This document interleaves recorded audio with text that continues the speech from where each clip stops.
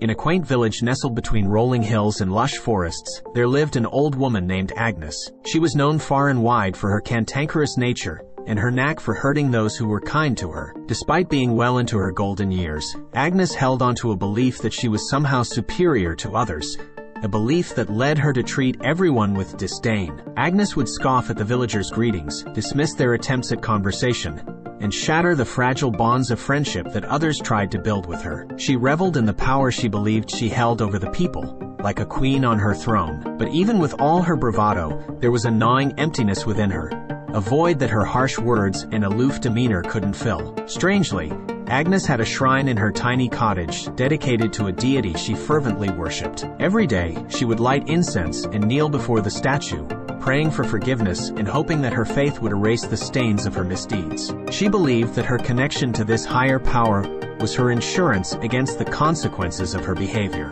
As time went on, Agnes' bitterness began to drive people away. The villagers grew tired of her constant negativity, and one by one, they chose to distance themselves from her. Even when she faced hard times, like the loss of a dear pet or an unexpected illness, there was no one by her side to offer comfort or solace. Agnes was left to face her troubles alone, with nothing but the cold walls of her cottage to bear witness to her pain. She finally realized the depth of her loneliness, the repercussions of her actions that had isolated her from the very community she had once scorned. The realization hit her like a ton of bricks, leaving her feeling utterly broken. As Agnes sat alone in her dimly lit room, she looked at the deity's statue before her. The eyes of the stone figure seemed to pierce through her facade, revealing her true self, a woman driven by bitterness and insecurity. She realized that her prayers, though fervent, had not absolved her of her misdeeds. No amount of worship could undo the hurt she had caused to others. In her solitude, Agnes yearned for the connections she had so carelessly cast aside. She longed for the laughter,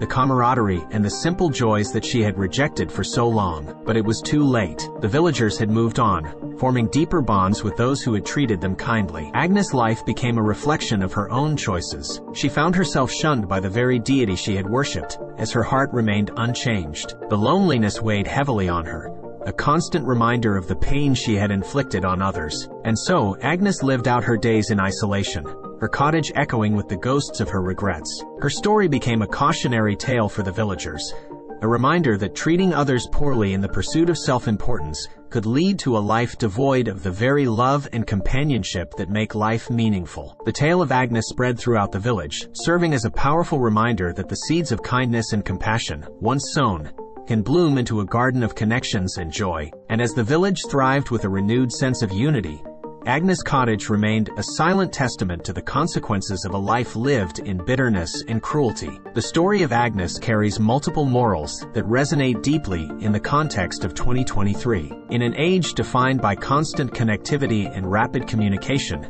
Agnes' journey serves as a reminder that ego-driven behavior and mistreatment of others can lead to profound isolation and loneliness. As we navigate the digital landscape, the story underscores the importance of cultivating meaningful relationships and showing genuine kindness, both online and offline. It illustrates that the pursuit of self-importance at the expense of human connections can ultimately leave us emotionally bankrupt, regardless of the technological advancements surrounding us. Agnes' reliance on faith as a means to justify her actions highlights the fallacy of using spiritual beliefs to absolve oneself of moral responsibility. This mirrors modern times where external factors are often blamed for one's own behavior. In 2023, Agnes' story stands as a cautionary tale, urging us to prioritize empathy, humility, and authentic interactions in a world where genuine connections can be easily overshadowed by the allure of self-centeredness and virtual popularity.